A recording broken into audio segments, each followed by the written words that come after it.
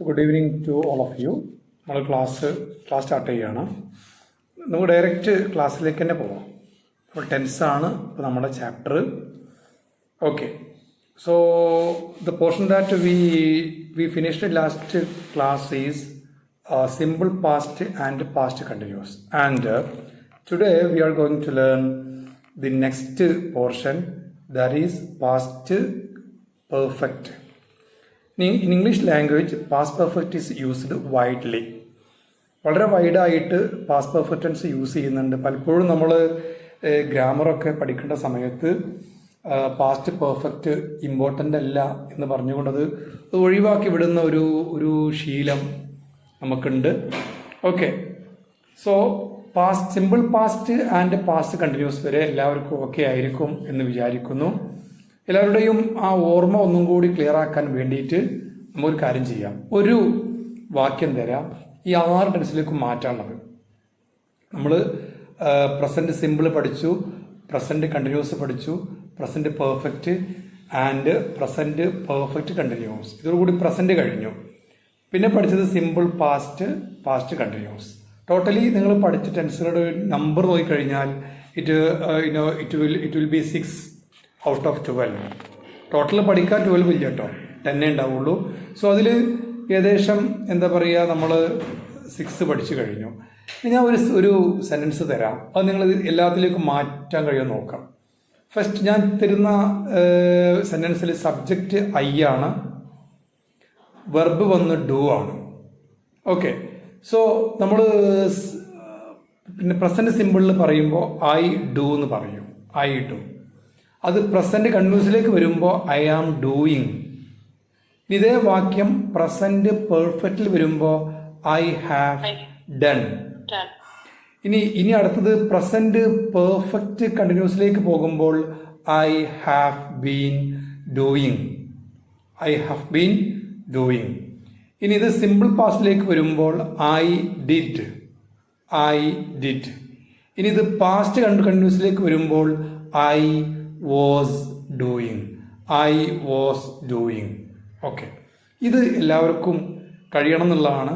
ഇത് കഴിയുമ്പോഴേ നമ്മളെടുത്ത ക്ലാസ് കൊണ്ട് ഒരു ഔട്ട്പുട്ട് കിട്ടി എന്ന് പറയാൻ പറ്റുള്ളൂ.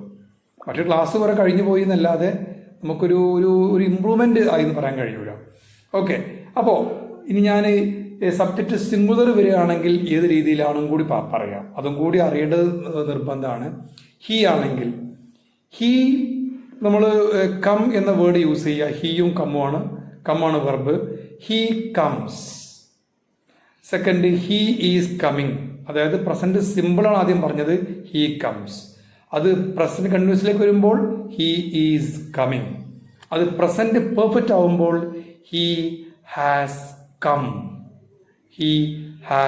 കം. എന്തുകൊണ്ട് കമ്മെന്ന് വന്നു എന്നുള്ള കാരണം ഞാൻ പറയാം. ഇനി ഫോർത്ത് നമുക്കറിയാം പ്രസന്റ് പെർഫെക്റ്റ് കണ്ടിന്യൂസ് ആണ്. പിന്നെ അതിലേക്ക് വരുമ്പോൾ ഹി ഹാസ് ബീൻ കമ്മിങ്. നേരത്തെ ഐ ഹാവ് ബീൻ കമ്മിങ് എന്നുള്ളത് നമ്മളിവിടെ ഹി ഹാസ് ബീൻ കമ്മിങ് എന്നാക്കി മാറ്റി. അതിന്റെ കാരണവും നിങ്ങൾക്കറിയാം. കാരണം ആദ്യം പറഞ്ഞത് പ്ലൂരലാണ്, രണ്ടാമത് പറഞ്ഞ ഹി സിംഗുലർ ആണ്. അതാണ് ഡിഫറൻസ്. ഇനി സിമ്പിൾ പാസ്റ്റിലേക്ക് വരുമ്പോൾ ഹി കെയിം. കം എന്ന വെർബിന്റെ V2 ഫോം കെയിം എന്നാണ്, ഹി കെയിം. ഇതേ കാര്യം പാസ്റ്റ് കണ്ടിന്യൂസിലേക്ക് വരുമ്പോൾ ഹി വാസ് കമ്മിങ്. പാസ്റ്റ് കണ്ടിന്യൂസിൽ ഐ എന്ന വേർഡ് സിംഗുലർ ആയിട്ടാണ് പരിഗണിക്കുന്നത്. അതുകൊണ്ടാണ് നേരത്തെ നമ്മൾ ഐ വാസ് കമ്മിങ് എന്ന് പറഞ്ഞത്. ഹി ആയാൽ പിന്നെ ഓൾറെഡി നമുക്കറിയാം അത് സിംഗുലർ ആണ്, അപ്പോൾ വാസ് കമ്മിങ് എന്ന് തന്നെയാണ് യൂസ് ചെയ്യേണ്ടത്. എന്നാൽ യു, അതുപോലെ ദേ, അതുപോലെ വി ഒക്കെ ആണെങ്കിൽ നമ്മൾ ഇവിടെ വേർ ആണ് യൂസ് ചെയ്യുക. You were coming, we were coming, they were coming. Okay, അപ്പൊ ഇത്രയും കാര്യങ്ങൾ മനസ്സിലായി കഴിഞ്ഞാൽ ടെൻസ് നിങ്ങൾക്ക് നന്നായി അറിയാം എന്ന് തന്നെയാണ് മനസ്സിലാക്കേണ്ടത് കേട്ടോ. ടെൻസ് നിങ്ങൾക്ക് നന്നായി പഠിഞ്ഞോ എന്നുള്ള ഒരു ടെസ്റ്റാണ് ഇപ്പോൾ നമ്മൾ കഴിഞ്ഞത്. അപ്പോൾ ഏറെക്കുറെ ഈ 6 വാക്യങ്ങൾ എല്ലാവർക്കും ഓക്കെ ആണോ? ഒരു വാക്യം തന്നാൽ സ്വന്തമായി ഉണ്ടാക്കാൻ കഴിയുമോ? 6 ഒന്ന് ടൈപ്പ് ചെയ്തോളൂ, പിന്നെ ജാം കഴിഞ്ഞു. ഓക്കെ, അപ്പോൾ കഴിയാന്നുള്ള ഗുഡ് ന്യൂസ് ആണ് കേട്ടോ. ഓക്കെ. ഇനി ഈ കഴിയുക എന്ന് പറയുമ്പോൾ തന്നെ നമ്മളൊരു കാര്യം ചെയ്യണം. എനിക്കിത് കഴിയും, അതുകൊണ്ട് ഇനിയിപ്പോൾ കൂടുതലൊന്നും ചെയ്യേണ്ടതില്ല എന്ന് കരുതിയിരിക്കരുത്. ഓക്കെ കേട്ടോ. അപ്പോൾ നമ്മൾ ചെയ്യേണ്ടത് എന്താ വെച്ചാൽ, ഇത് ഇനിയിപ്പോൾ ഞാൻ ടെൻസിൻ്റെ യൂസേജും കൂടി ഒന്നുകൂടി ഫോക്കസ് ചെയ്യുന്നുണ്ട്, ഈ പറഞ്ഞതൊക്കെ യൂസേജ്. അപ്പോൾ യൂസേജ് നോക്കിയിട്ട് നമ്മൾ എന്ത് ചെയ്യണം, ഓരോ സാഹചര്യം, ആ സാഹചര്യത്തിൽ നമ്മൾ ആയാൽ എന്ത് പറയും എന്ന് ആലോചിച്ച് പറയാം. ഓക്കെ, ഫോർ എക്സാമ്പിൾ ഒരു ഇത് പറഞ്ഞുതരാം. എന്താ വെച്ചാൽ, ഇപ്പോൾ നമ്മൾ ദീർഘമായി ചെയ്തുകൊണ്ടിരിക്കുന്ന കാര്യങ്ങൾ പറയാൻ വേണ്ടി യൂസ് ചെയ്യുന്ന ഒരു ടെൻസാണ് പ്രസൻറ്റ് പെർഫെക്റ്റ് കണ്ടിന്യൂസ്. ഓക്കെ, എല്ലാ കുറച്ചൊക്കെ ആളുകൾ ഓർക്കുന്നുണ്ടാവും.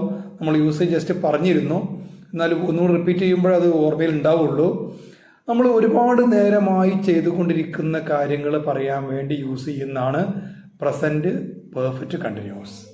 അപ്പോൾ നിങ്ങൾ ഇപ്പോൾ എവിടെ താമസിക്കുന്നുവോ അവിടെ എത്ര കാലമായി നിങ്ങൾ താമസിക്കുന്നു എന്നൊരു ക്വസ്റ്റ്യൻ ചോദിക്കുകയാണെങ്കിൽ, how long have you been living there, നിങ്ങൾ ആൻസർ എങ്ങനെ ആയിരിക്കും? I have been living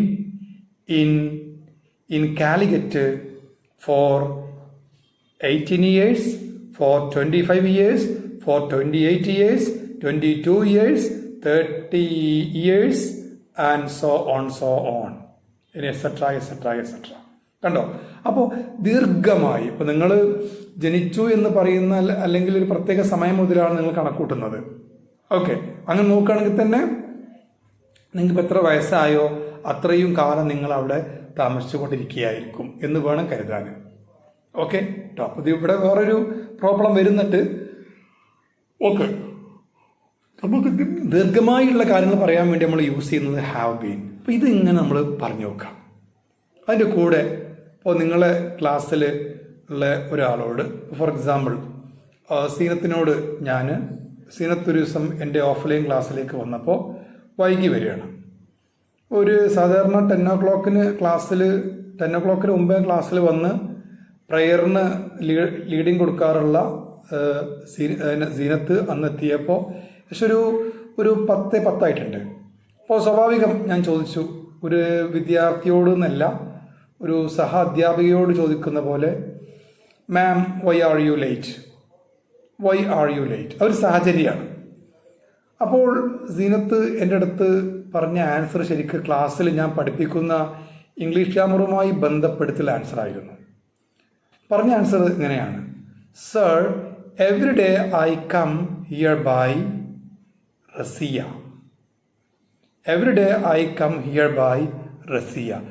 but today I am coming by Omana. നിങ്ങൾ ഈ റസിയ ഓമന പറയുമ്പോൾ മനുഷ്യന്മാരെ പേരാന്ന് കരുതല്ലേ കേട്ടോ. ഞാൻ ബസ്സുകളെ പേരാണ് ഉദ്ദേശിച്ചത്. ഓക്കെ, മുമ്പൊക്കെ ഉണ്ടായിരുന്നു ചില സാറന്മാരെ ഞങ്ങൾ ക്ലാസ്സിൽ പറഞ്ഞു പോകുന്നുണ്ട്, ഞങ്ങൾക്ക് PSMO പറ്റിയ അമളിയാണ്, 2-3 ബോയ്സിന് മാത്രമാണ് സാറ് ഉദ്ദേശിച്ചത് ബസ്സാണെന്ന് മനസ്സിലായത്. സാറ് പറഞ്ഞു ഞങ്ങളോട്, ഹസീന വരാൻ സമയമായി, ഞാൻ പോവാണ് കേട്ടോ അറിഞ്ഞ്. ഉടനെ കേട്ടവരൊക്കെ കുട്ടികൾക്ക് അറിയില്ല, കാരണം ചെമ്മാട് വേങ്ങര റൂട്ടിലോടുന്നൊരു ബസ്സാണ് ഈ ബസ്. ഞാൻ പലപ്പോഴും ചെമ്മാട് പോയിട്ട് അവിടുന്ന് എന്തെങ്കിലും ആവശ്യമായിട്ടാവും, അവിടെ ട്യൂഷനോ മറ്റോ ഉണ്ടാവും, അവിടുന്ന് പിന്നെ ഡയറക്റ്റ് കോട്ടയിലേക്ക് പോരലായിരുന്നു. ഈ ബസ്സിനൊന്ന് യാത്ര ചെയ്യുന്നുണ്ട്. ഞങ്ങളെ ക്ലാസ്സിൽ അന്ന് ഭൂരിപക്ഷവും ഈ തിരൂര്, അതുപോലെ പിന്നെ വളാഞ്ചേരി ഭാഗത്തുനിന്ന് വരുന്ന കുട്ടികളായതുകൊണ്ട് അവർക്ക് ഇത്തരം പേരൊന്നും മനസ്സിലായില്ല. അവർ ഞങ്ങളെ നോക്കിയാണ് ചോദിച്ചു, അയ്യേ സാറെന്തീ പറഞ്ഞതെന്ന്. അപ്പോൾ ഞാൻ പറഞ്ഞു, it's only name of bus, നിങ്ങൾ സാറിനെ കുറിച്ചൊന്നും മിസ്അണ്ടർസ്റ്റാൻഡ് ചെയ്യണ്ട, അത് ബസ്സിൻ്റെ പേരാണ്. പലപ്പോഴും അബദ്ധങ്ങൾ വരെ. ഓക്കെ, സ്വാഭാവികമാണ് കേട്ടോ. ഞാൻ പഠിക്കുന്ന കാലത്തെ, ഡിഗ്രി ഫൈനൽ ഇയർ പഠിക്കുന്ന കാലത്ത് പറ്റിയ സാറന്മാർക്ക് പറ്റിയ ചില അമളികൾ പറഞ്ഞു തരികയാണ്. ഓക്കെ കേട്ടോ. അത് ഒന്നാമത് ഈ ഡിഗ്രി ക്ലാസ്സിലൊക്കെ അന്നത്തെ ജനറേഷൻ്റെ ട്രെൻഡ് എന്ന് പറഞ്ഞാൽ ഈ സാറന്മാരും കുട്ടികളും ഭയങ്കര ഫ്രണ്ട്ഷിപ്പാണ്. ഈ കാലം സാറന്മാരും കുട്ടികളും നല്ല ഫ്രണ്ട്ഷിപ്പായിരിക്കും. ഇപ്പോഴത്തെ മുൻ ഉന്നതാധികാര വിദ്യാഭ്യാസ മന്ത്രിയായിരുന്ന ഇപ്പോഴത്തെ MLA കൂടിയായ ഡോക്ടർ KT ജലീൽ സാറ് എൻ്റെ ബ്രിട്ടീഷ് ഹിസ്റ്ററി അധ്യാപകനാണ്. അപ്പോൾ അദ്ദേഹം ചില സമയങ്ങളിൽ ക്യാൻറ്റീനിൽ നിന്ന് വരുന്ന സമയത്ത്, പക്ഷേ ഞങ്ങൾ 2-3 പേര് ആ സമയത്ത് ക്യാൻറ്റീനിൽ നിന്ന് ഫുഡ് കഴിച്ചുകൊണ്ട് വരുമായിരിക്കും. അപ്പോൾ ഞങ്ങളെ തോളിൽ കൈയിട്ടുകാണ്ട് ഒരുപാട് കാര്യങ്ങൾ സംസാരിച്ചുകൊണ്ട് കൂടെ ചിരിച്ചും കളിച്ചും താനൊരു അധ്യാപകനാണ്, എൻ്റെ കൂടെ ഉള്ളത് വിദ്യാർത്ഥികളാണ് എന്ന ഒരു ഇതില്ലാതെ ഒരു സഹപ്രവർത്തകരോട് പെരുമാറുന്ന രീതിയിൽ ഞങ്ങളോട് പെരുമാറിയിരുന്ന ജലീൽ സാറിന് ഞാൻ ഇപ്പോഴും ഓർക്കുന്നുണ്ട്. അപ്പോൾ കഴിഞ്ഞ അലുമിനി മീറ്റിന് ഞങ്ങളെല്ലാവരും കൂടെ ഒരുമിച്ച് കൂടിയപ്പോൾ സാറ് ഈ ഒരുപാട് കാര്യങ്ങൾ അയവിറക്കി. അന്ന് അദ്ദേഹം ഞങ്ങൾ അലുമിനി മീറ്റ് നടക്കുന്ന സമയം അദ്ദേഹം വിദ്യാഭ്യാസ മന്ത്രിയാണ്. പക്ഷേ എന്നിട്ട് പോലും ഒരു സാധാരണ അധ്യാപകൻ്റെ പോലെ ഞങ്ങളോട് പറഞ്ഞു, ക്ലാസ് റൂമിൽ പോകല്ലേ, ഞങ്ങളത് പോവാം. ഞങ്ങളോട് ചോദിച്ചു പഴയ രജിസ്റ്റർ കൊണ്ടുവരണോ, വെറുതെ ഒരു ഫോർമാലിറ്റിക്ക് വേണ്ടി എടുക്കാൻ. ഞങ്ങൾ പറഞ്ഞത് വേണ്ട സാറേ, കാരണം രജിസ്റ്ററിലുള്ള പേരുകൾ പലപ്പോഴും വീട്ടുപേരൊക്കെ ചേർത്തായിരുന്നു. അപ്പം ഞങ്ങൾ അറിയപ്പെടുന്ന ആ പേരിലൊന്നുമല്ല. ഓക്കെ, പിന്നെ എനിക്കൊക്കെ എന്ന് പറഞ്ഞാൽ 4-5 ഇരട്ട പേരായിരുന്നു. സാറിനൊക്കെ ഇരട്ട പേര്. അപ്പോൾ ഞാൻ പറയാം, അന്ന് അങ്ങനത്തെ ഫ്രണ്ട്ലി ആയിരുന്നു കേട്ടോ. പക്ഷെ ഇന്ന് എനിക്ക് തോന്നുന്ന അത്ര ഫ്രണ്ട്ലി അല്ല തോന്നുക. കാരണം ഞാനും ഡിഗ്രി പഠിപ്പിക്കാറുണ്ട്. നമ്മൾ കുട്ടികളായിട്ട് അങ്ങോട്ട് കമ്പനി ആവാൻ നിൽക്കുമ്പോൾ തന്നെ കുട്ടികൾക്ക് എന്തോ ഒരു മതിൽക്കെട്ട് നമുക്കിടയിൽ തീർക്കുന്നുണ്ടോ എന്നൊരു സംശയം I could feel for some years ഉണ്ടായിട്ടുണ്ട് കേട്ടോ. എല്ലാവരും അങ്ങനെയാണെന്നല്ല. പലപ്പോഴും പെരുന്നാളിനും മറ്റുമൊക്കെ എൻ്റെ ഫൈനൽ ഇയേഴ്സ് ബോയ്സിൽ കുറച്ച് പേര് അവരെ വണ്ടി എടുത്തിട്ട് ഒരു വണ്ടിയിലെല്ലാം പാടെ ഒന്നിച്ച് കയറിയിട്ട് എൻ്റെ ലൊക്കാലിറ്റിയിൽ വരികയും ഞങ്ങൾ കുറേ സമയം ഒഴിഞ്ഞ സ്ഥലങ്ങളിൽ ഇരുന്ന് ചിലവഴിക്കുകയൊക്കെ ചെയ്യാറുണ്ട്. ഓക്കെ, നമ്മൾ ഈ കത്തിയടിക്കുക എന്ന് പറയില്ലേ അല്ലേ, ആ കത്തി ഭൂലോക തള്ളുകളിൽ ഓക്കെ അതിനൊക്കെ. ഇപ്പോൾ അതിൽ ചില ആൾക്കാർ അധ്യാപകരാണ്. പിന്നെ ഞാനിപ്പോൾ വർക്ക് ചെയ്യുന്ന കോളേജിൽ തന്നെ അതിലൊരാൾ അധ്യാപകനാണ്. ഓക്കെ, അത് രസം. അവനും ഞാനും കൂടി ഒരേ ക്ലാസ്സിൽ കയറാറുണ്ട്. ഓക്കെ, അപ്പോൾ ഞാൻ പറയാം, പഴയ ട്രെൻഡ് അങ്ങനെയായിരുന്നു കേട്ടോ. പക്ഷെ ഇനി നമുക്കിപ്പോൾ അതാ നല്ലത്. കാരണം ഈ മുതിർന്ന കുട്ടികളൊക്കെ ആകുമ്പോഴേ തീർച്ചയായിട്ടും കേട്ടോ. അപ്പോൾ ഞാൻ പറയാം, I have been living here for എത്ര ഇയേഴ്സ് ആയോ അത്ര വർഷം പറയാം. ഇപ്പോൾ നിങ്ങൾ 2 മണിക്കൂറായിട്ട് നിങ്ങളുടെ ഫ്രണ്ടിനെ കാത്തുകൊണ്ടിരിക്കുകയാണ്. നിങ്ങൾക്ക് പറയാം, I have been waiting for Rasmina for 2 hours. ഞാൻ റസ്മിനക്ക് വേണ്ടി അവിടെ 2 ഫോർ വരുന്നുണ്ട്. ഒന്ന് 2 മണിക്കൂറായിട്ട് എന്ന് പറയുന്ന ഫോറാണ്, രണ്ടാമത്തത് വേണ്ടി എന്ന് പറയുന്ന ഫോറാണ്. ഓക്കെ, ഞാൻ റസ്മിനക്ക് വേണ്ടി 2 മണിക്കൂറായിട്ട് അവളെ കാത്തുകൊണ്ടിരിക്കുകയാണെന്നാണ് I have been waiting for Rasmina for 2 hours അതിൻ്റെ മീനിങ്. ഓക്കെ, സോ ഇനി നമ്മൾ ഒരാൾ, അപ്പോൾ ഇവിടെ ഞാൻ നേരത്തെ പറഞ്ഞത് നമ്മൾ സീനത്ത് പറഞ്ഞ മറുപടി ഇതായിരുന്നു, sir actually I come here by Razia but today I am coming here by Omana. സാറേ, ഞാൻ എന്നും കോളേജിലേക്ക് വരുന്നുള്ളത് റസിയ ബസ്സിലാണ്, പക്ഷെ ഇന്ന് വരുന്നത് ഓമന ബസ്സിലാണ്. സാറിനറിയാലോ, റസിയ ബസ് ഇവിടെ 9:50 ഓമന ബസ് 10:05 അതുകൊണ്ടാണ് ഈ ഒരു വൈകല്. അത് സീനത്ത് പറയാതെ പറഞ്ഞതാണ്. അപ്പോൾ നിങ്ങൾക്ക് കാര്യം മനസ്സിലായോ? ഇതാണ് ശരിക്കും. അപ്പോൾ ഇങ്ങനെയുള്ള സാഹചര്യം ഞാൻ അവിടെ കണ്ടോ, പ്രസന്റ് സിമ്പിൾ ടെൻസ് യൂസ് ചെയ്തു, പ്രസന്റ് കണ്ടിന്യൂസ് യൂസ് ചെയ്തു. പ്രസന്റ് സിമ്പിൾ ടെൻസ് യൂസ് ചെയ്തു, പ്രസന്റ് കണ്ടിന്യൂസ്. കാരണം ശീലം, ഹാബിറ്റ് പറയാൻ വേണ്ടി യൂസ് ചെയ്യുന്നത് പ്രസന്റ് സിമ്പിളാണ്. എന്നാൽ ഇപ്പം ചെയ്യുന്ന കാര്യം പറയാൻ വേണ്ടി യൂസ് ചെയ്യുന്നത് പ്രസന്റ് കണ്ടിന്യൂസ് ആണ്. നമുക്കിതേപോലെ എന്നോട് പറഞ്ഞുകൂടാ. ഇനി നിങ്ങൾ 2-3 ആളുകൾ ഒന്നിച്ചിരിക്കുമ്പോൾ, അപ്പോൾ തീർച്ചയായിട്ടും നമ്മുടെ ഒരു യാത്ര വരാൻ പോവുകയാണ് അല്ലേ. ഒരു സ്റ്റഡി ടൂർ പ്രോഗ്രാം ഗ്രൂപ്പുകളിൽ വളരെ സജീവമായിട്ട് ചർച്ച ചെയ്യപ്പെടുന്നുണ്ട്. ഓക്കെ, പലരും പല സ്ഥലത്തേക്ക് പോവാതെ എല്ലാവരും ഒരു സ്ഥലത്തേക്ക് വരണം. അപ്പോഴേ നമുക്ക് നല്ലൊരു ടൂറിസ്റ്റായിട്ട് പോകാൻ പറ്റുള്ളൂ. അല്ലെങ്കിൽ ഒരു 8-10 ഓട്ടോറിക്ഷ വിളിച്ച് പലരെയും പല ഭാഗത്തേക്ക് പിന്നെ വിടേണ്ടി വരും. അതിന് ടൂർ എന്ന് പറയാൻ പറ്റില്ല കേട്ടോ. അപ്പോൾ അത്ര യാത്രയിൽ നിങ്ങൾ ഒന്നിച്ച് കൂടുമ്പോൾ നിങ്ങൾക്ക് പറയാനുള്ളത് ഒരുപാട് സംഭവങ്ങൾ. ഇപ്പോൾ നിങ്ങൾ ഓൺലൈനിൽ മാത്രം ഫ്രണ്ട്സാണെങ്കിൽ പരസ്പരം കാണുമ്പോൾ നിങ്ങൾക്ക് ഒത്തിരി കാര്യങ്ങൾ ഷെയർ ചെയ്യാനുണ്ടാവും. ആ ഷെയർ ചെയ്യാനുള്ള കാര്യങ്ങളിൽ പലതും ഒരു 50 മില്ലി 50 മില്ലി എന്താ പറയുക, പിന്നെ ജിഞ്ചർ പൗഡറും 50 മില്ലി അജിനമോട്ടോ ഒക്കെ തന്നെ മിക്സ് ചെയ്ത് കണ്ടുള്ളതാണ് ഈ കാര്യം പറയാനുണ്ടാവുക അല്ലേ. ആ എക്സാജറേഷൻ ഉണ്ടാവും. അത് നമ്മൾ എക്സാജറേഷൻ ഇത് പറയുമ്പോൾ ഡ്രമാറ്റിക് എന്നാണ് പറയുക. Dramatic, okay, dramatic. കാരണം എനിക്കുണ്ടായ ഒരു സംഭവം ഞാൻ ഷെയർ ചെയ്തുകൊണ്ട് പ്രസൻറ്റ് സിമ്പിൾ ടെൻസ് ഡ്രമാറ്റിക്കിന് യൂസ് ചെയ്യുന്ന ഒരു കാര്യം പറയാൻ പോവുകയാണ് കേട്ടോ. യെസ്. ഇപ്പോൾ ഞാൻ 2008-2009 അധ്യയന വർഷം ഞാൻ മലപ്പുറം ജില്ലയിലെ തിരൂര് അടുത്തുള്ള വൈലത്തൂർ എന്ന് പറയുന്ന പ്രദേശത്ത് ഒരു മലബാർ കോളേജ് ഉണ്ടായിരുന്നു. അവിടെ ഫൈനൽ ഇയർ BA ഇംഗ്ലീഷിൻ്റെ അധ്യാപകനായിട്ട് വർക്ക് ചെയ്യുന്ന കാലഘട്ടം. അന്ന് കുട്ടികളുടെ ആർട്സ് ഡേ വരികയാണ്. ആർട്സ് ഡേ വരുന്ന സമയത്ത് ഞങ്ങൾ തീർച്ചയായിട്ടും അധ്യാപകർ ആർട്സ് ഡേൻ്റെ തലേന്ന് ഈ സ്റ്റേജിൻ്റെ വർക്കും മറ്റൊക്കെ ആയിട്ട് അവിടെ തന്നെ തമ്പടിക്കും. നോർമലി ഞാനും അവിടെ തമ്പടിച്ചു. എൻ്റെ കൂടെ കോളേജിൻ്റെ പ്രിൻസിപ്പാള് ആയിട്ടുള്ള അസീസാറുണ്ടായിരുന്നു. അപ്പോൾ അദ്ദേഹം അന്ന് ഒരു വീട്, ഇപ്പോൾ ഞങ്ങളുടെ കോളേജിന് തൊട്ടപ്പുറത്തെ കോമ്പൗണ്ടിലുള്ള ഒരു വീട്, ആ വീട് പലപ്പോഴും ഞങ്ങൾ ചർച്ചയിലൊക്കെ വരാറുണ്ട്. കാരണം ആ വീട് ഒരാളൊഴിഞ്ഞ് ആളുകൾ താമസിക്കാത്ത വീടാണ്. ഓക്കെ. അപ്പോൾ ഞങ്ങൾ രാത്രിയാണ് നോർമലി. ഇപ്പോൾ സാറിന് എന്തെങ്കിലും കാര്യങ്ങൾ പറയുമ്പോൾ എരുമ്പുളിയും കൂട്ടിയൊക്കെ പറഞ്ഞ സ്റ്റൈലുണ്ട്. ഓക്കെ. അപ്പോൾ സാറ് എന്നോട് പറഞ്ഞു, എൻ്റെ മുപ്പരെന്നെ KM എന്നാണ് വിളിക്കാറുള്ളത്. അപ്പോൾ KM പലപ്പോഴും ആ വീട് ശ്രദ്ധിക്കാറുണ്ട് ചോദിച്ചു. നോർമലി നമ്മൾ നടന്നു പോകുമ്പോൾ ഓൺ ദ വേയിലാണ് വീട് വരുന്നത്. അപ്പോൾ ശ്രദ്ധിക്കും. ചുറ്റുഭാഗത്തും ഒരുപാട് ബുഷുകളും മറ്റും പൊന്തി കിടക്കുകയാണ്. അടുത്തൊന്നും അങ്ങോട്ട് ആൾ പെരുമാറ്റം ഉണ്ടായിട്ടില്ല.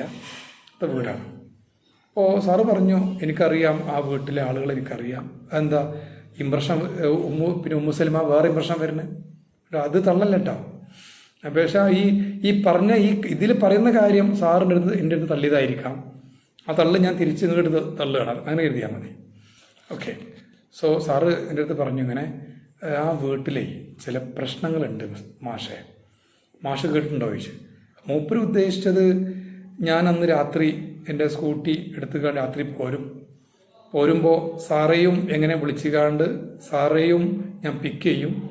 സാറെ നാട്ടിലേക്ക് പിക്ക് ചെയ്യുന്നുണ്ട്, ഞാൻ എൻ്റെ വീട്ടിൽ പോരുന്നാണ് വിചാരിച്ചത്. എനിക്കന്ന് പോരാനേ പരിപാടിയില്ല. നിങ്ങൾ വിചാരിക്കും ഈ കഥ കേട്ട് പേടിച്ചുകൊണ്ടാണ് പോരാതിരുന്നതെന്നുള്ളത് കേട്ടോ. പക്ഷേ പലപ്പോഴും നാടകീയമായ വിവരണങ്ങൾക്ക് അങ്ങനത്തെ ഒരു പേടിയുണ്ട്. സാർ ഇങ്ങനെയുണ്ട്. ഞാൻ പറഞ്ഞ വിവരണം പറഞ്ഞില്ല. കാരണം നമ്മളെ ഈ പ്ലാറ്റ്ഫോമിൽ ജനവാദിലുള്ള ക്ലാസ് റൂമിൽ റൂമിലിരുന്ന ക്ലാസ് എടുക്കുന്ന കുറേ ആൾക്കാരുണ്ട്. ഞാൻ വെറുതെ പോലെ പേടിപ്പിച്ചു രാത്രി ഓരോ സൗണ്ട് ഉണ്ടാക്കിച്ചെന്ന് കേട്ടോ. അല്ല പറഞ്ഞില്ല. അപ്പോൾ എന്തോ സംതിങ് സാറ് പറഞ്ഞു. ബട്ട് റിയലി ഞാനത് കേട്ടപ്പോഴേക്ക് മനസ്സിലായി. കാരണം അതിലൊരു 10% മാത്രമേ സത്യം ഉണ്ടാവുള്ളൂ. ബാക്കി 90%ഉം ഈ അജിനമോട്ടോയും മല്ലിപ്പൊടിയും മഞ്ഞപ്പൊടിയും മുളക് പൊടി വരെ ചേർത്തുകൊണ്ട് അയക്കുന്നതാണ് ഈ കാര്യം. അപ്പോഴേ ആ ഡ്രമാറ്റിക് പ്രസൻറ്റേഷൻ, സായിപ്പിൻ്റെ ഭാഷയിൽ പറഞ്ഞാൽ ഡ്രമാറ്റിക് പ്രസൻറ്റേഷൻ എന്ന് പറയേണ്ടത് അതാണ് സംഭവം. മനസ്സിലായില്ലേ? നമ്മൾക്ക് ഈ ഇത് വായിക്കുമ്പോഴേ, നിങ്ങൾ ഡ്രാക്കുള ആരെയും വായിച്ചിട്ടുണ്ടോ? ഡ്രാക്കുള ബാലമംഗളം ആ ബുക്ക് എന്നല്ലാതെ ഡ്രാക്കുള, ബ്രേം സ്റ്റോക്കേഴ്സ് ഡ്രാക്കുള എന്ന ഒറിജിനൽ നോവലിൻ്റെ മലയാള പരിഭാഷ വായിച്ചൊരു ആരെയുണ്ടെങ്കിൽ ഒന്ന് കൈപൊക്കൂ, ഒന്നറിയട്ടെ നിങ്ങളെ ധൈര്യത്തിലുണ്ട് എന്നുള്ളത്. ഡ്രാക്കുള, ബ്രേം സ്റ്റോക്കേഴ്സ് ഡ്രാക്കുള, ആ ബുക്കിൻ്റെ പേരതാണ്. ഞാൻ വായിച്ചിട്ടുണ്ട് സാറേ. ഒറിജിനൽ വായിച്ചിട്ടുണ്ട് അല്ലേ? വായിച്ച അന്ന് എങ്ങനെ ഉണ്ടായിരുന്നു രാത്രി? അന്ന് ഞാനൊരു 5ാം ക്ലാസ്സിലൊക്കെ പഠിക്കുന്ന ടൈമിലാണ് വായിച്ചിട്ടുള്ളത്. വലിയ പേടിയൊന്നും ഇല്ലായിരുന്നു. അതായത് പേടി മനസ്സിലാക്കുന്ന സമയമായിട്ടില്ല അന്ന്. എന്റെ കസിൻ എന്നിട്ട് രാത്രിയിലൊക്കെ ഇങ്ങനെ ഇതാക്കുന്നുണ്ടായിരുന്നു. പുള്ളിക്കാരനാ എനിക്ക് തന്നിട്ടുള്ളതേ ബുക്ക് വായിക്കാൻ വേണ്ടിയിട്ട്. എന്നാൽ ഈ സമയത്ത് ഈ പേടി മനസ്സിലാവാനും ഏതൊരു സിനിമയിൽ പറയുന്നുണ്ട്, ഏതൊരു സിനിമയിൽ നാല് കൂട്ടുകാർ പരസ്പരം ഒരു ബംഗ്ലാവിൽ കിടന്നുറങ്ങുമ്പോൾ അതിൽ 3 പേരും വല്ലാതെ പേടിക്കും, 4ാമത്തെ ആൾ പേടിക്കൂല. അപ്പോൾ ഈ 3 പരസ്പരം പറയുന്നുണ്ട്, പേടിക്കാനും വേണൊരു ബുദ്ധി, അല്ലെങ്കിൽ പേടിക്കാനും വേണൊരു കോമൺ സെൻസ്. നമുക്ക് ആ സമയം ആയിട്ടില്ല, ഈ പേടിക്കുള്ള പ്രായം ആയിട്ടില്ല, 5ാം ക്ലാസ് ആകുമ്പോഴേ. ഓക്കെ, ഇപ്പോൾ ഒന്ന് വായിച്ചു നോക്കോണ്ടിട്ടോ. ഇപ്പോൾ ഒന്ന് വായിച്ചാൽ ഭയങ്കര എഫക്റ്റാണ് ഈ കാര്യം. മനസ്സിലായല്ലോ? വായിച്ചു വെക്കോണ്ടി. ഞാൻ ഈ പറഞ്ഞത് കേട്ടുകയാണെങ്കിൽ നിങ്ങൾ വായിക്കാൻ പോയിങ്ങാണ്ട് പ്രശ്നം ഉണ്ടാക്കണ്ട കേട്ടോ. എന്തുണ്ടാ ഞാൻ അറിയില്ല, അത് ആദ്യമേ പറഞ്ഞുതരാം കേട്ടോ. മുസൽമ പിന്നെ വായിച്ചുകാണ്ടേ ധൈര്യം ഉണ്ടെങ്കിൽ മാത്രം വായിച്ചാൽ മതി കേട്ടോ. ഈ പേടിയൊന്നും ആൾക്കാർ വായിക്കാനേ പോകണ്ട. ഓക്കെ, കറണ്ട് പോയപ്പോഴൊക്കെ പേടിയായിരുന്നു, രാത്രി എഴുന്നേറ്റ് തന്നെ പോവാനല്ല. ഓക്കെ ഉണ്ടാവും. കാരണം വായിച്ചു കഴിഞ്ഞാൽ എൻ്റെ കുടുംബത്തിൽ ഈ ഇത് തീരെ ഒന്നും ഒരു പ്രയത്തെയും പേടിക്കാത്തൊരു മനുഷ്യനുണ്ട്. മൂപ്പര് ഞാൻ ഡ്രാക്കുള കൊണ്ടുപോയി കൊടുത്തു. മൂപ്പര് ചില ഭാഗമൊന്നും വായിച്ചു മനസ്സിലായില്ല, ഞാൻ പറഞ്ഞും കൊടുത്ത്. രണ്ടും കൂടി ആ മൂപ്പർക്ക് നന്നായി എഫക്റ്റ് കയറിയിരിക്കണം. പിന്നെ മൂപ്പര് അമ്മനോട് പറഞ്ഞു, ഇങ്ങനത്തെ കണ്ണി കണ്ട പുസ്തകങ്ങൾ നീ ഇവരെ കൊണ്ട് വായിപ്പിക്കാതിട്ടാ അറിഞ്ഞു. മനസ്സിലായില്ല, എനിക്കിട്ട് കിട്ടി. ഈ ഡ്രാക്കുള ബ്രേം സ്റ്റോക്കർ എഴുതിയതാണ്.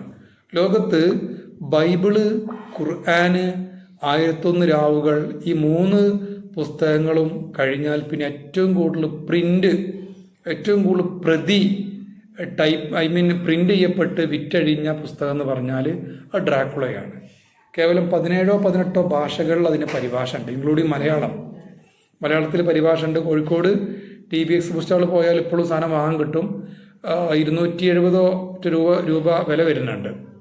ഓക്കെ, 310 ഉണ്ട്, 318 ഉണ്ട്. പക്ഷെ നമുക്ക് 20% മറ്റു ഡിസ്കൗണ്ട് കിട്ടും. അപ്പോൾ ആ നോവലിൽ ഈ ഡ്രാമാറ്റിക് പ്രസൻറ്റേഷൻ ഭയങ്കരമാണ്.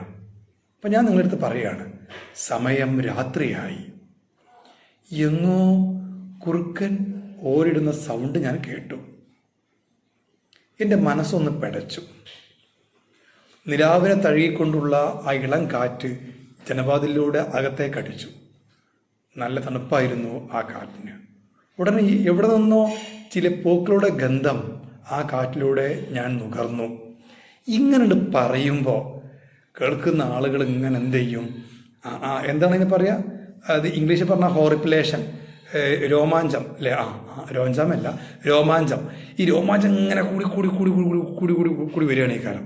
ഈ സമയത്തെങ്ങാനും ഇവരെ പുറത്തെങ്ങാനും വേറെ ആരും തോണ്ടിക്കഴിഞ്ഞാൽ അറ്റാക്ക് വരാൻ വേറെ കാരണമൊന്നും വേണ്ട. ഈ ഡ്രാമാറ്റിക് പ്രസൻറ്റേഷൻ്റെ പ്രത്യേകതയാണത്. ഇത് നന്നായിട്ട് യൂട്ടിലൈസ് ചെയ്ത ആളാണ് ബ്രേം സ്റ്റോക്കർ. അതാണ് ബ്രേം സ്റ്റോക്കർ ഇംഗ്ലീഷ് എഴുത്തുകാരനാണ്.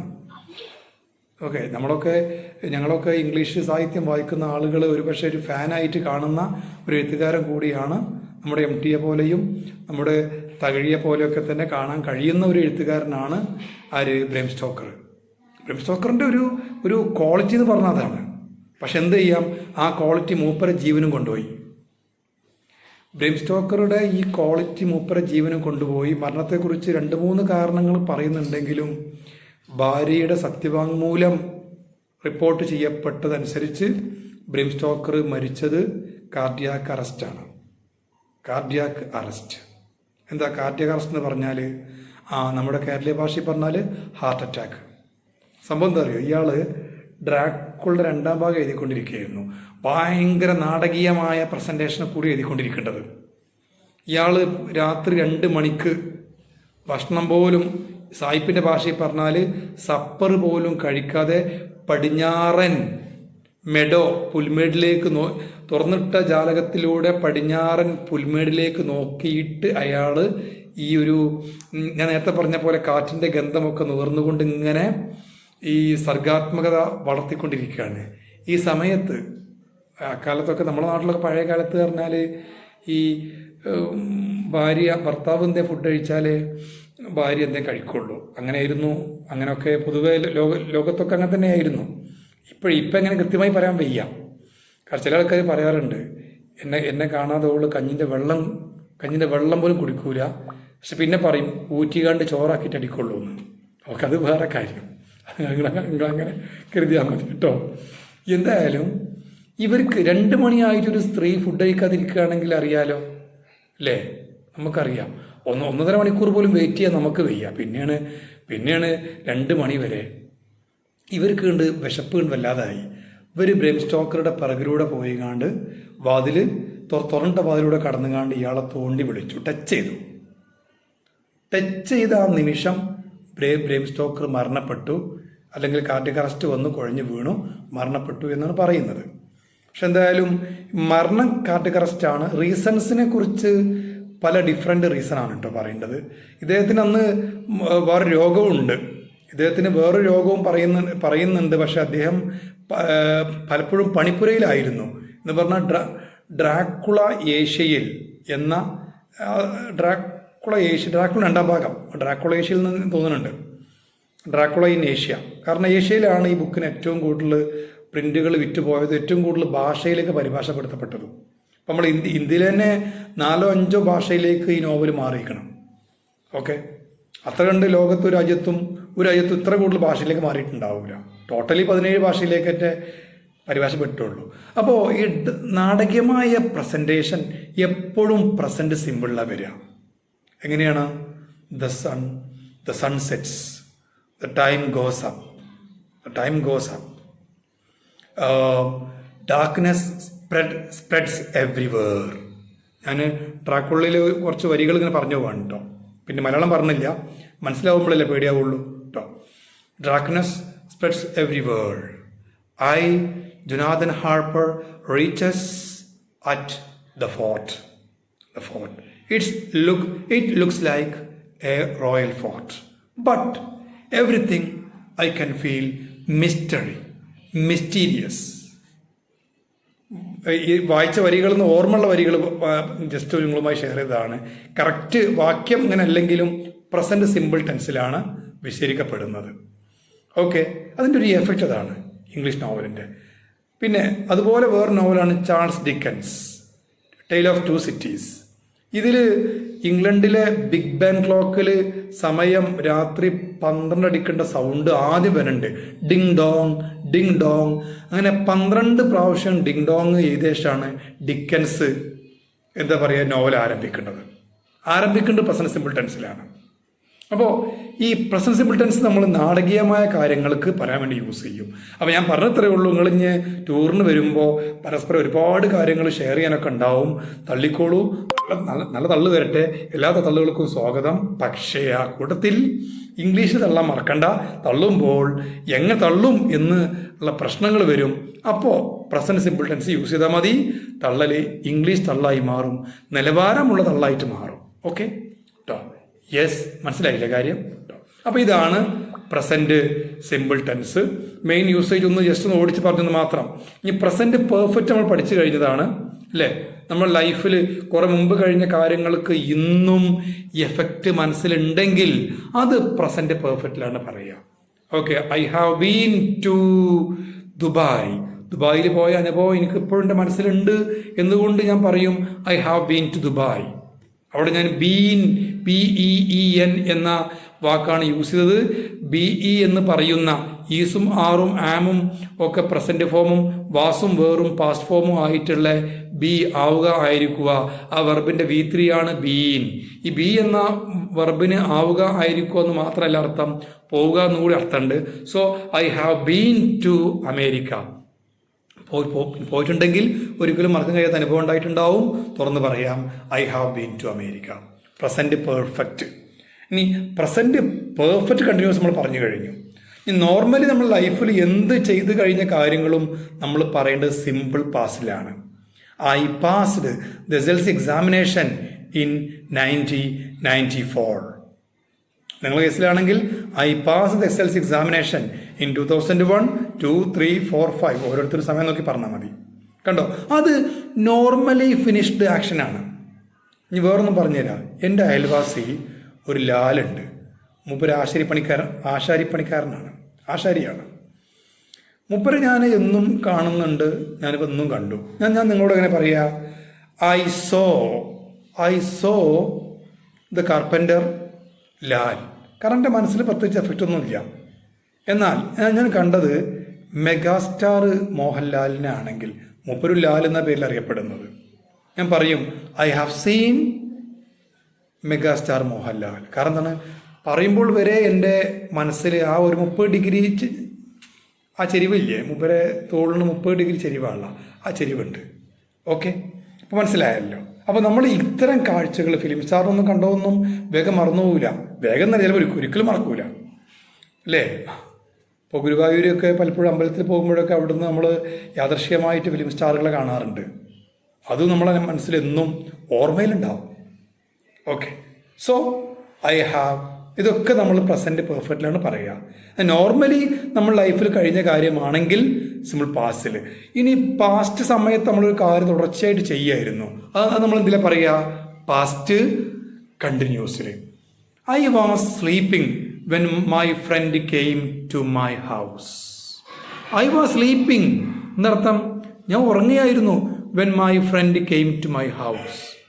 ഇനി നമ്മളെ കൂട്ടുകാരനോട് ചോദിക്കുകയാണ്, were you sleeping when I came to your house? Because I didn't hear your sound. Okay, ഞാൻ നിന്റെ വീട്ടിൽ വന്നപ്പോൾ നിന്റെ സൗണ്ടൊന്നും കേട്ടില്ല, കാരണം നീ ഉറങ്ങുകയായിരുന്നോ? were you sleeping? yes or no question, positive yes or no question. മനസ്സിലായോ? ഓക്കെ, ഇനി അടുത്തതിലേക്ക് പറയാൻ പോവുകയാണ്. അടുത്തതാണ് എന്ത്? Past perfect. മറക്കണ്ട, പാസ്റ്റ് പെർഫെക്റ്റ്. എങ്ങനെ പറയുക? ഓക്കെ, പലപ്പോഴും നമ്മൾ പഠിക്കുന്ന കാലത്ത് നമുക്ക് ഈ അനുഭവം ഉണ്ടായിട്ടുണ്ടാവും. നിങ്ങൾ ആരെങ്കിലും ബസ്സിൽ യാത്ര ചെയ്യുന്നവർ ബസ് നിർത്തുന്നതിൻ്റെ അല്പം മുമ്പ് ബസ്സിൽ നിന്ന് ചാടി ഇറങ്ങിയിട്ടോ ചാടാതെ ഇറങ്ങിയിട്ടോ വീണ് പോയ, ഒന്ന് തെന്നി വീഴുകയും ചെയ്ത അനുഭവം ഉണ്ടായിട്ടുണ്ടോ? ഉണ്ടോ? തമ്പ് ഇംപ്രഷൻ തരുന്നവർ ഉണ്ടായിട്ടുണ്ടോ? സംശയമുണ്ട്. ഉണ്ടായിട്ടുണ്ടോ? ഉണ്ടല്ലേ? ഇല്ല, എല്ലോട് കുഴപ്പമൊന്നും ചേട്ടാ. ഇനിയിപ്പോൾ ആരും അങ്ങനെ വീണക്കണെങ്കിൽ പറയാതിരിക്കണ്ട. അങ്ങനെ വീണതോ വീഴാത്തതോ പ്രത്യേകിച്ച് ഒരു ബെനിഫിറ്റ് ഒന്നും ഇല്ല. ഇനി വീണാലും ബെനിഫിറ്റ് ഇല്ല, വീഴാതിരുന്ന ബെനിഫിറ്റ് ഇല്ല. പക്ഷേ ഇവിടെ ഒരു കാര്യം പഠിപ്പിക്കുകയാണ്. നിങ്ങൾ എന്തുകൊണ്ടാണ് വീണത്? ബസ് നിൽക്കുന്നതിന് മുമ്പേ ഇറങ്ങിയതുകൊണ്ടാണ് വീണ് പോയത്. അപ്പോൾ നിങ്ങൾ ഇറങ്ങുക എന്ന ഒരു കാര്യവും ചെയ്തു കഴിഞ്ഞു, ബസ് നിൽക്കുക എന്ന കാര്യവും ചെയ്തു കഴിഞ്ഞു. നിങ്ങൾ വീഴാനുള്ള കാര്യം,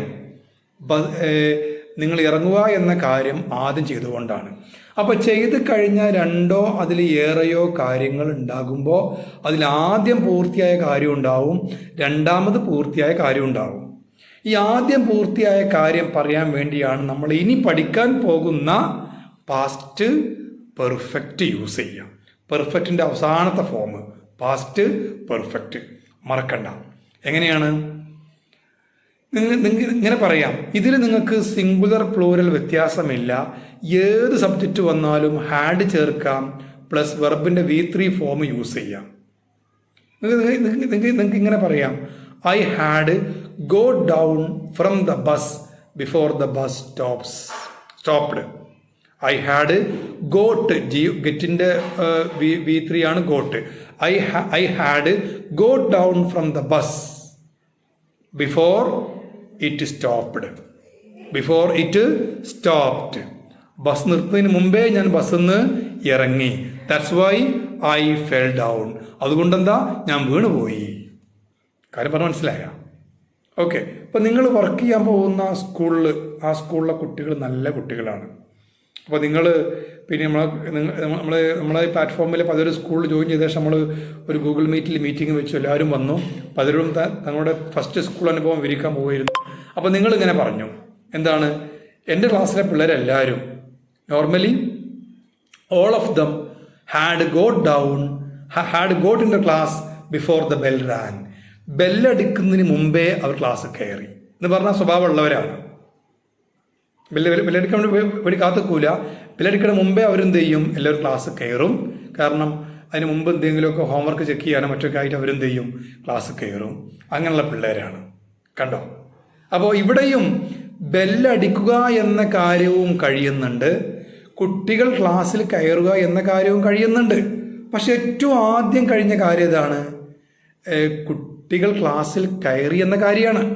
രണ്ടാമതാണ് ബെല്ലടിക്കുക എന്ന കാര്യം നടക്കുന്നത്. അതുകൊണ്ട് നമ്മൾ പറയും all of the students had got into the class before the bell rang. Ring, rang, rang. മറക്കരുത്. Ring V1, rang V2, rung V3. all of the student had got into. ക്ലാസ്സിൽ കയറുന്നതിന് get into എന്നാ പറയാ. get into, got into the class before the bell rang. ബെല്ലടിക്കുന്നതിന് മുമ്പേ പിള്ളേരെല്ലാം class കയറി. അപ്പോൾ നിങ്ങൾക്ക് കൃത്യമായി മനസ്സിലായോ പാസ്റ്റ് പെർഫെക്റ്റ് എവിടെയാണ് യൂസ് ചെയ്യുക എന്നുള്ളത്? ഓക്കെയാണോ? മനസ്സിലായി സർ. ഒരു സംശയം ചോദിച്ചോട്ടെ, ഇതിന്റെ ഫോർമേഷൻ ഒന്ന് പറഞ്ഞു തരുമോ? ഇതിന്റെ subject plus had plus V3. V3 ആണോ സർ വരുന്നത്? യെസ് ഇതിൽ V3 ആണ് യൂസ് ചെയ്യുക.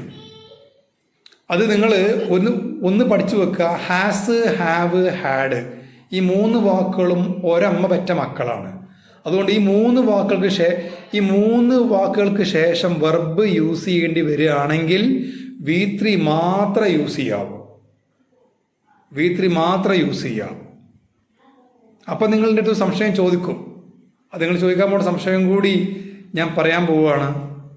നിങ്ങൾ പല ബുക്കിലും വായിച്ചിട്ടുണ്ടായിരിക്കാം, ചിലപ്പോൾ കേട്ടിട്ടുണ്ടായിരിക്കാം. Have a go. സാറേ, ഹാവ് ഗോൺ എന്ന് പറഞ്ഞാലല്ലേ ശരിയാവുള്ളൂ. ഗോ എന്ന വെർബിന്റെ V3 go, went, gone, GONE അല്ലേ, ഗോൺ അല്ലേ. പിന്നെ സാർ എന്താ ഹാവ് എ ഗോ എന്ന് പറഞ്ഞത്? അതൊരു ശൈലിയാണ്, ഒരു ഫ്രേസാണ് ശരിക്ക്. ഹാവ് എ ഗോ എന്ന് പറഞ്ഞാൽ നമ്മൾ ഒരു പരിശ്രമം നടത്തി നോക്കുക.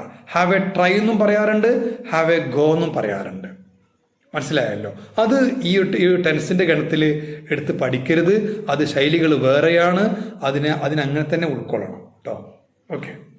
അപ്പോൾ ഞാൻ എൻ്റെ ഓർമ്മയിൽ വന്ന ഒരു സംശയം എടുത്ത് പറഞ്ഞെന്ന് മാത്രം കേട്ടോ. ഇനി സംശയം ഉണ്ടെങ്കിൽ ക്ലിയർ ചോദിച്ചുകൊണ്ടു ഏകദേശം നിങ്ങൾക്ക് മനസ്സിലുണ്ടാകാവുന്ന മുഴുവൻ സംശയങ്ങൾക്കും മറുപടി പറയാൻ കഴിയും എന്ന് തന്നെയാണ് എൻ്റെ ഒരു വിശ്വാസം. അത്രയും ഞാൻ വായിച്ചിട്ടുണ്ട് കേട്ടോ. ഓക്കെ. ഇനി കഴിയുകയാണെങ്കിൽ നിങ്ങളും വായിച്ചോളുകൊണ്ടു. 2 ബുക്കുകൾ നിങ്ങൾ മുഴുവനായിട്ട് പഠിക്കാൻ വേണ്ടി നിങ്ങൾ സമയം കണ്ടെത്തണം എന്നാണ് ഒരു ഇംഗ്ലീഷ് പഠിപ്പിക്കുന്ന അധ്യാപകനിലേക്ക് എൻ്റെ അഭിപ്രായം. ഒന്ന് മോഡേൺ ഇംഗ്ലീഷ് യൂസേജ്. ബുക്കിൻ്റെ പേരാണ് പറഞ്ഞത്, മോഡേൺ ഇംഗ്ലീഷ് യൂസേജ്. അപ്പം എൻ്റെ ഷെൽഫിൽ ബുക്ക് ഇരിക്കുന്നുണ്ട്. കുറച്ച് വലിയ ബുക്ക് തന്നെയാണ്. ഏകദേശം ഒരു 600-700 പേജ് ഉണ്ട്. ബുക്ക് എഴുതിയ ആളെ പേര് അതിലും രസമാണ്. ആ പേര് ഓർത്ത് വെക്കണം, മൈക്കൽ സ്വാൻ. ഈ സ്വാൻ എന്ന് പറഞ്ഞു കഴിഞ്ഞാൽ അരയന്നം എന്നൊക്കെ അർത്ഥമുണ്ട് മലയാളത്തിൽ. ഇയാൾക്ക് അങ്ങനത്തെ ഉള്ള ഷേപ്പൊന്നും ഇല്ല കേട്ടോ, ഞാൻ അങ്ങനെ എഴുതണ്ട. മൈക്കൽ സ്വാനിൻ്റെ മോഡേൺ ഇംഗ്ലീഷ് യൂസേജ് വായിക്കണത്, പഠിക്കണത്. കാരണം നമുക്ക് TTC ഡിസ്കഷൻ ഗ്രൂപ്പിൽ ആ 2 ബുക്കിന്റെ പേരും ടൈപ്പ് ചെയ്ത് തരാം. ഓക്കെ ഞാൻ നോക്കട്ടെ. ഞാൻ ഇന്നും ക്ലാസ് ഉണ്ട്, പിന്നെ 9ക്ക് ശേഷം കേട്ടോ. ഓർമ്മയിലൊക്കെ നോക്കട്ടെ. അല്ലെങ്കിൽ തന്നെ ഞാൻ പറഞ്ഞ ടൈപ്പ് ഇട്ട് കഴിഞ്ഞാൽ വളരെ നന്നായിരുന്നു. മോഡേൺ ഇംഗ്ലീഷ് യൂസേജ്, ബുക്കിന്റെ പേര് മോഡേൺ ഇംഗ്ലീഷ് യൂസേജ്. ഈ ബുക്ക് കിട്ടിക്കഴിഞ്ഞാൽ ഞാൻ അതിൻ്റെ പിക്ക് വേണമെങ്കിൽ വിട്ടുതന്നെ. അതിൻ്റെ കവർ പേജിൻ്റെ പിക്കേ കേട്ടോ. ഞാൻ റെഫർ ചെയ്ത് ഞാൻ പഠിച്ച ബുക്കാണ് അത്. ശരിക്ക് അത് പഠിക്കാൻ നമ്മൾ പഠിച്ച സിലബസിലൊന്നും പഠിക്കാനില്ല. പക്ഷെ ഞാനതൊരു ഇംഗ്ലീഷിനോട് പഠിക്കാനുള്ള വാശുണ്ടായപ്പോൾ അങ്ങനെ പഠിച്ചതാണ്. പിന്നെ 2ാമത്തെ ബുക്കാണ് ബുക്കിൻ്റെ ഫുള്ള് പേര് പറയട്ടോ. പിന്നെ high school English grammar and composition.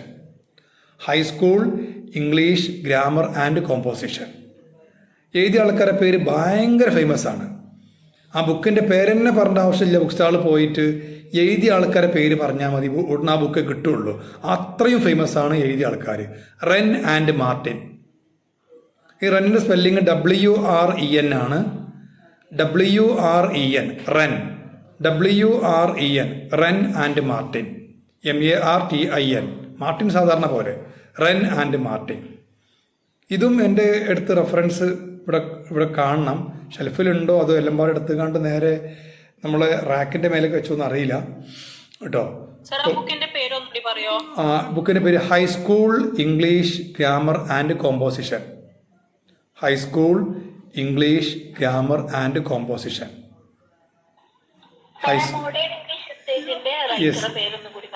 റൈറ്ററുടെ പേര് പിന്നെ Wren and Martin.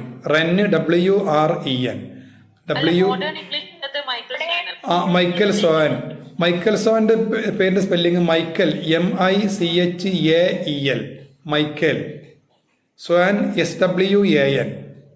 MICHA. Okay അത് കൊടുത്തോളൂ. കാരണം എന്താ അറിയോ, ഈ ടീച്ചർമാർ ഈ ബുക്കൊക്കെ നിർബന്ധമായിട്ട് വായിക്കണം എന്നുള്ളതാണ്. കാരണം പിന്നെ എന്താ വെച്ചാൽ ഇതത്രയും ഒരു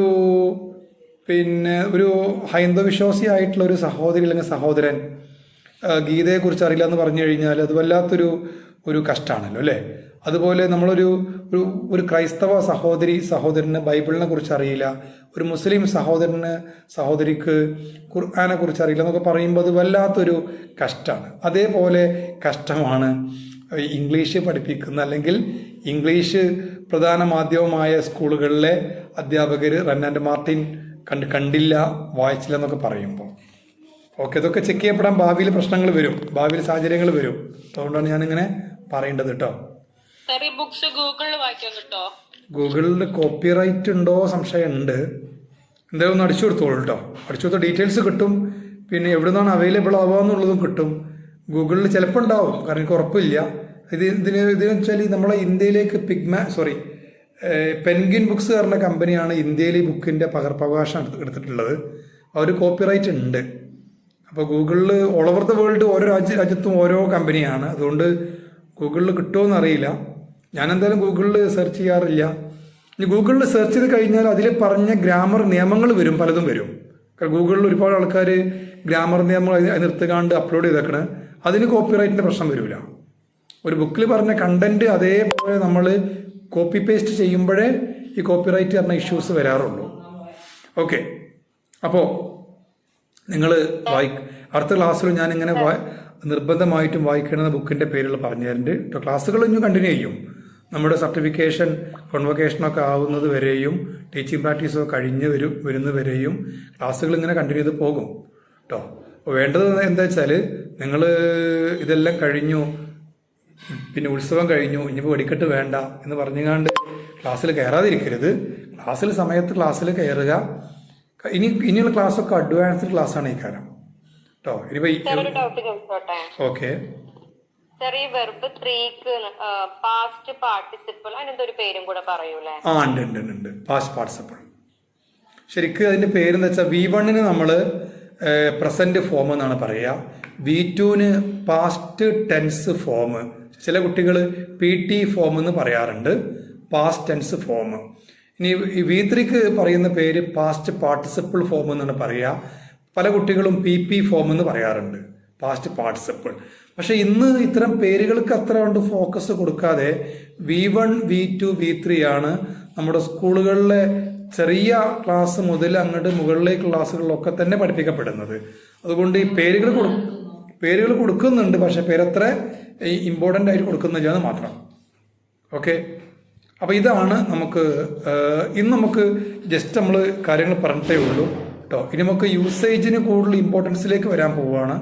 ഗ്രാമർ നിയമങ്ങൾ പഠിപ്പിക്കുന്നതിനേക്കാളും ഇനി ഞാൻ സമയം കണ്ടെത്തുക യൂസേജുകൾ പഠിപ്പിക്കാനും പ്ലസ് നിങ്ങളെ കൊണ്ട് ഈ ഒരു ഇംഗ്ലീഷ് പറയിപ്പിക്കാനും ആയിരിക്കും കേട്ടോ. ടെക്സ്റ്റ് അങ്ങനെ പോർഷൻസ് അങ്ങനെ നീങ്ങും കേട്ടോ. അത് നോക്കിയിട്ട് പഠിപ്പിക്കാം. പക്ഷെ അതിൻ്റെ കൂടുതൽ നമ്മൾ ഫോക്കസ് ചെയ്യുന്ന ഏരിയ ഇതായിരിക്കും എന്നർത്ഥം. എല്ലാവരും നന്നായിട്ട് പ്രാക്ടീസ് ചെയ്യാൻ നോക്കുക. ഒഴിഞ്ഞിരിക്കേണ്ട സമയത്തൊക്കെ തന്നെ വാക്യങ്ങൾ പറഞ്ഞ് ശരിയാക്കി നോക്കുക. സംഭവം റെഡിയായി കിട്ടും കേട്ടോ. ഓക്കെ, അപ്പോൾ ഇന്ന് സമയം 9:05 കഴിഞ്ഞു. ക്ലാസ് നമ്മളിവിടെ സ്റ്റോപ്പ് ചെയ്യാൻ പോവുകയാണ്. ഇത്ര പോരെ ക്ലാസ്? ഓക്കെ, എന്നാൽ ലെഫ്റ്റ് അടിച്ചോളൂ കേട്ടോ. പ്രാക്ടീസ് ചെയ്യും എന്ന ഉറപ്പോട് കൂടി തന്നെ ലെഫ്റ്റ് അടിച്ചോളൂ. ഓക്കെ, നമുക്ക് ഇന്ന് ഇവിടെ വെച്ച് ക്ലാസ് വൈൻഡപ്പ് ചെയ്യാൻ പോവുകയാണ്. ഇടയ്ക്ക് ഒരു വൈൻഡപ്പ് ചെയ്യുന്ന മുമ്പ് ഒരു